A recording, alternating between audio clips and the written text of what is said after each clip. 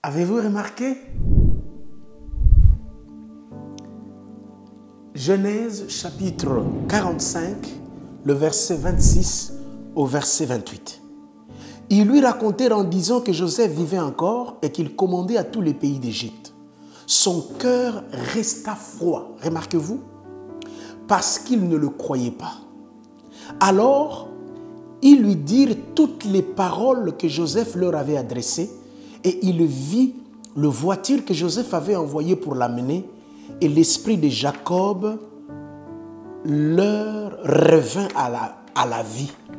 Et Israël dit, il suffit, mon fils Joseph vit, n'est-ce pas encore, j'irai, je le verrai avant de mourir. Et Israël partit avec tout ce qui lui appartenait et arriva à Beersheba où il immola les sacrifices de son père. Avez-vous remarqué Jacob, Israël? Remarquez-vous quand vous faites la lecture que quand il était Jacob, il était dans l'incapacité de croire. Dès qu'il devient Israël, il revint à la vie. Remarquez-vous combien la rétrogradation n'épargne personne. Cet homme qui s'appelait Yaakov, dans le mot Yaakov, il y a la racine Akav, n'est-ce pas, qui voulait dire tordu, n'est-ce pas? Et puis Dieu a travaillé son cœur jusqu'à ce que cet homme puisse devenir Israël. Dans le mot Israël, il y a Yachar qui veut dire droit. Remarquez-vous que cet homme qui était courbé, qui était tordu, que Dieu a rendu droit, cet homme-là, n'est-ce pas, est retourné dans sa, première appellation. Il s'appelait, oui, tordu, mais Dieu avait déjà travaillé. Remarquez-vous comment est-ce que nous tous, nous nous retrouvons dans des situations où Dieu ne nous a déjà amenés à une dimension, mais compte tenu des problèmes, nous connaissons ce que nous appelons ici la rétrogradation. La rétrogradation, c'est de pouvoir s'éloigner de là où Dieu t'a déjà ramené. La rétrogradation, c'est le fait de rentrer en arrière. Cet homme s'appelait déjà Israël, mais nous voyons encore Jacob, n'est-ce pas, le tordu, en train de vouloir l'amener diamétralement, n'est-ce pas, opposé à ce que Dieu a voulu faire dans sa vie. Remarquez-vous combien nous tous, nous sommes un peu, voués à ce phénomène que j'appelle la rétrogradation. N'est-ce pas? Il est écrit dans Apocalypse là-bas, souviens-toi du premier amour. Il parlait aux gens qui étaient déjà à l'église. Donc le fait d'être à l'église, d'être pasteur, d'être Jacob, n'est-ce pas, qui était déjà un homme prophétique, qui était déjà devenu un homme prophétique, mais là, nous voyons Jacob ne pas comprendre, dans un premier temps, le langage de son fils. Mais si on a défini la rétrogradation comme étant le fait de rentrer à ce que Dieu a déjà guéri, comme Jésus l'a si bien dit, hein, que quiconque met la main à la charrie, hein, et regarde en arrière n'est plus propre dans le royaume des cieux.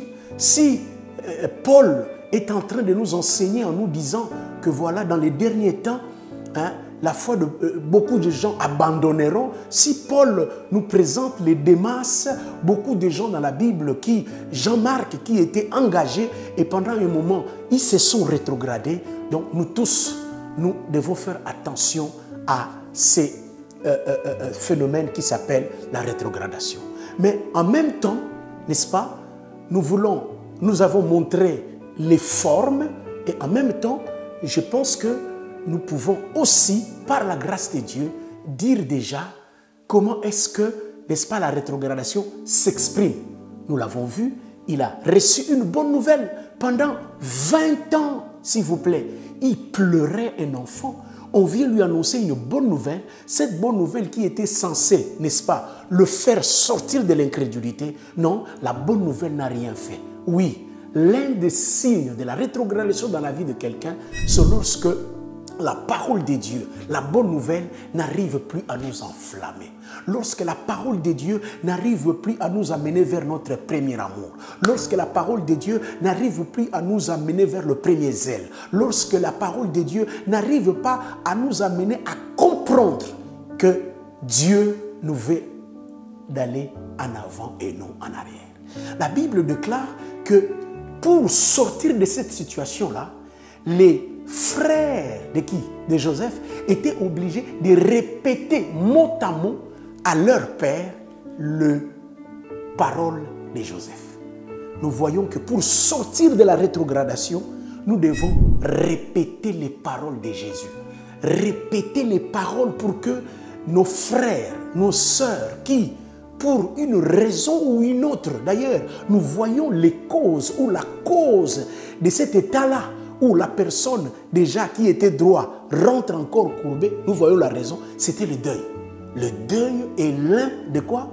Est l'un des facteurs qui nous amène à rétrograder.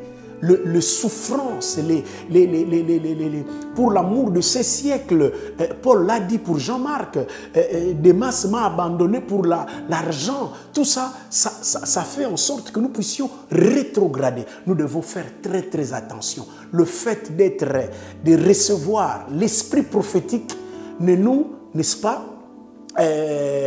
ne nous fait pas sortir de la rétrogradation. Tout le monde peut connaître la rétrogradation. Le pasteur, le diacre, tout ça. Et vous comprenez avec moi qu'il y a des gens qui se sont rétrogradés, mais qui se trouvent encore à l'église. Des gens à qui la parole de Dieu n'arrive à rien faire.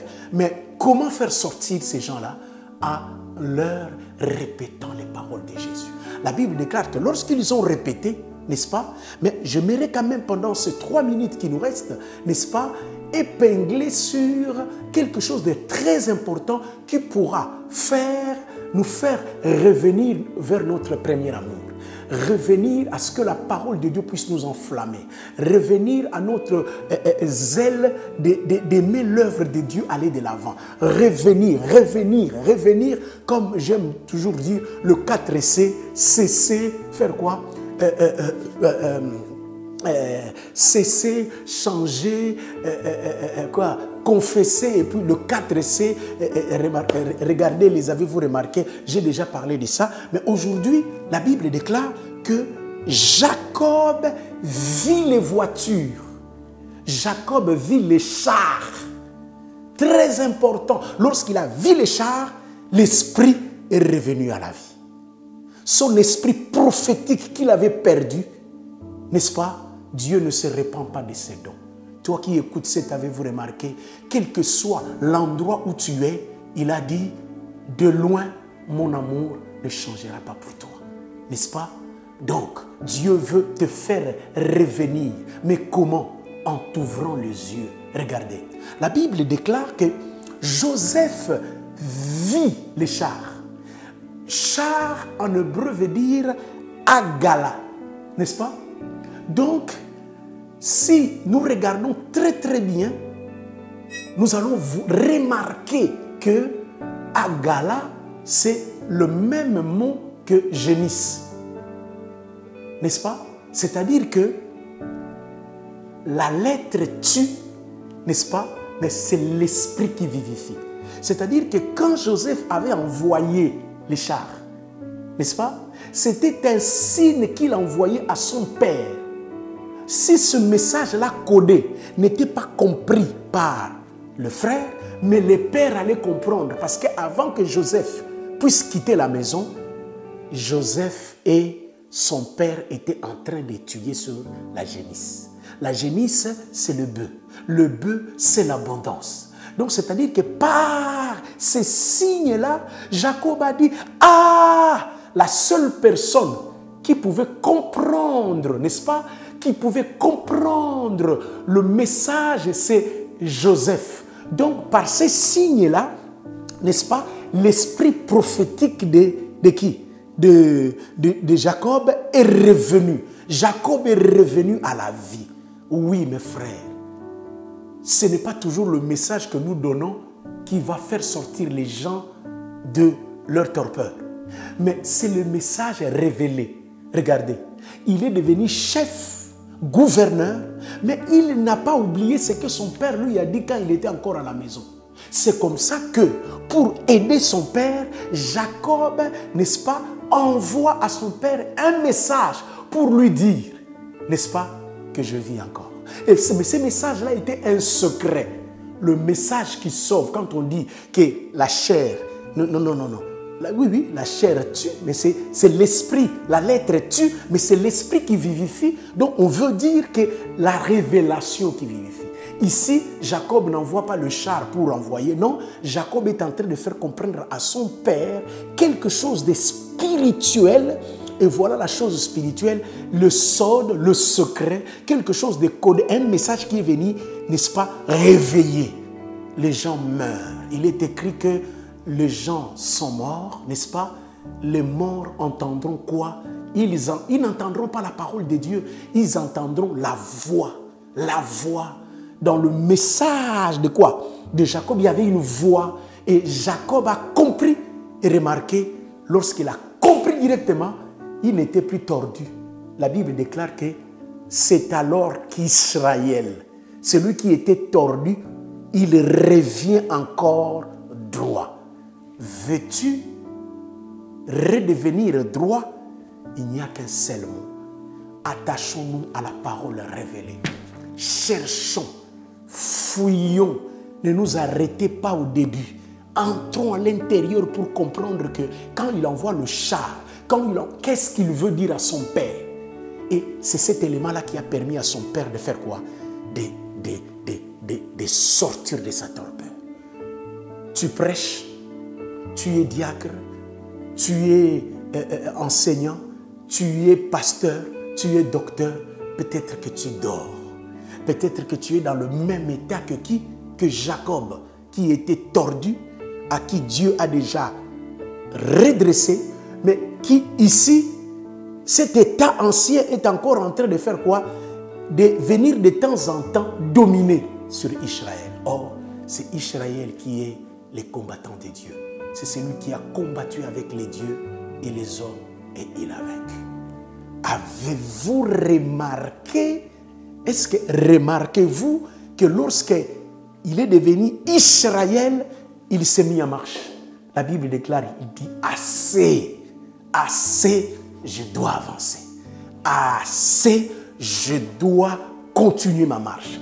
Assez, je vais aller voir mon fils qui est vivant maintenant.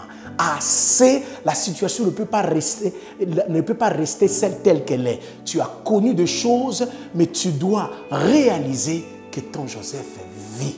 Ne reste pas statique, sois dynamique.